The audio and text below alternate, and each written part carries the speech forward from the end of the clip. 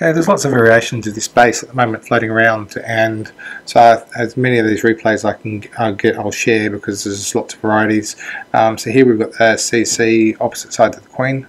What I love about this attack is the way he doesn't use a jump, because if you look at this base, you drop some things in here, you've got one wall to bust to get in, so no point in using a jump. You know, you can buy yourself an extra spell, and that made the base a whole lot easier. So I find this a much simpler way to do the raid than I saw the way Fengtian did it with a sort of 3-stage raid, because they had an attacking lure and all sorts of fancy stuff on there. So what he does, you've got queen opposite side the CC, so he's going to try and take out the queen and the ADs and maybe the Inferno, and then sort of zap the CC. But it's really clever the way he uses the king here, so let's have a look.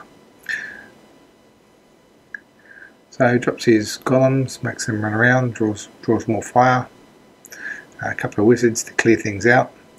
When things are a bit cleared out, drops his king, and the king's going to bust the wall, and opens up the pockets. These are small walls, so he got through easy, but even with bigger walls it would have just taken a little bit longer, but not a lot, because the queen probably would have helped. And you can see king sort of works his way through here. But coming through this side, it seems that this gets cleared out first and then the king goes this way.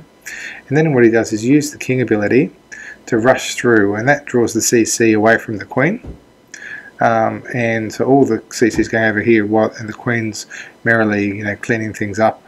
Now he'll wait for the witch and probably aim for the witch, land on her. But you can see the queen is just happily cleaning things up over here. And so he's cleared out 2 ADs, the Inferno, and a ton of the base and the CC just with a zap and the standard start. So that looks, you know, for base with that sort of layout, that looks a pretty good start, doesn't it, for this type of base? Certainly a lot simpler than the other thing I've seen, and I think, you know, a good idea with a base where you can just get so far in with just breaking one wall. Doesn't make sense to use a jump, does it? So here, then he's doing his drop. So 1, 2, 3, 1, 2, 3, 1, 2, 3, 1, 2, 3. Drop some lavas through here. And then he'll approach from this side too, and what he'll do is look for high value rages. So there's a rage here which you can finish at the Inferno because you want to grab that. There's a rage in where would you drop it?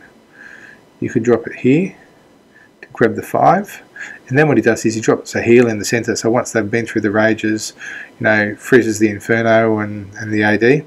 And probably, I think he might probably grab the Telsa and the bow there.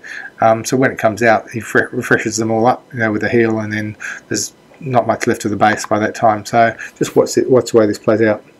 So he's got 3 lavas, balloons coming from all angles, just circled the base, and yeah, so rage here, catching the Inferno, and rage here, catching lots and lots of buildings, and then he'll drop a heal here. So as they all come out, they'll get nice and refreshed for whatever's left of the base.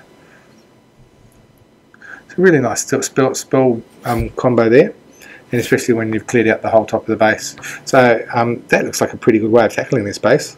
I reckon if looking at the Fengtian way, that way, I reckon I'm going to use that style for the base because that looks a bit easier. But I guess it depends on where your clan castle is compared to your queen. But where your queen's opposite side to your clan castle, you can see how that can work. So great raid there, FTK.